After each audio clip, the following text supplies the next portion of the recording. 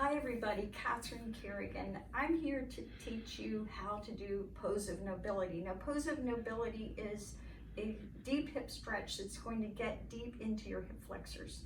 And I'm going to be using a block. If you don't have a block, you can use a large book such as a hardbound dictionary. So I'm going to start on my hands and knees. And I want you to think about this as having 3 steps. So I'm going to be on my hands and knees.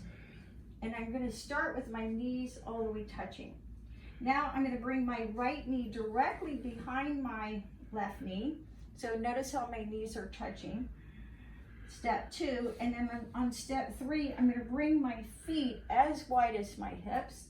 Then I'm going to get my block, bring it behind me, so to land something to sit on. And as I sit, I'm going to bring my knee over knee. And then I'm going to line up the crown of my head with my tailbone. I'm going to clasp my hands on my knees, and I'm going to breathe deeply into my hips.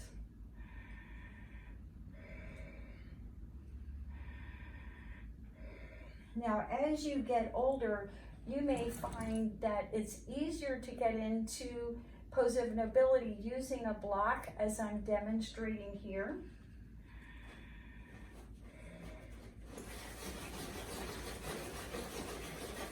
When we sit a lot, our hips tighten up and our hip flexors get super tight. And also as part of the aging process, especially as women, as our estrogen levels decline, our hips can be less flexible.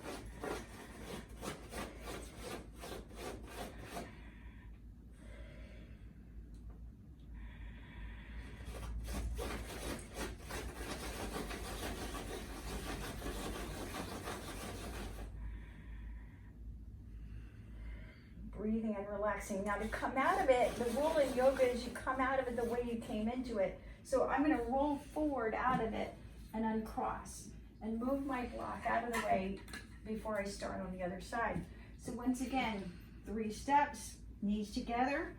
I'm going to bring my left knee directly behind my right knee. Then I'm going to bring my feet as wide as my mat. I'm going to grab hold of that block, giving myself something to sit on, and then roll back into sitting. I'm going to line up the crown of my head with my tailbone, clasp my hands, and come into pose of nobility, breathing deeply into my hips. Now, if you're a multitasker, and I'm definitely a multitasker, while you're in pose of nobility, you can also be stretching your shoulders. So frequently when I'm teaching yoga, I'll teach pose of nobility, and we'll also do eagle arms, tricep stretch, different shoulder stretches. So you get to have multiple benefits. So you're stretching your hips and your shoulders at the same time. Breathing and relaxing, finding an equal length between the inhale and the exhale.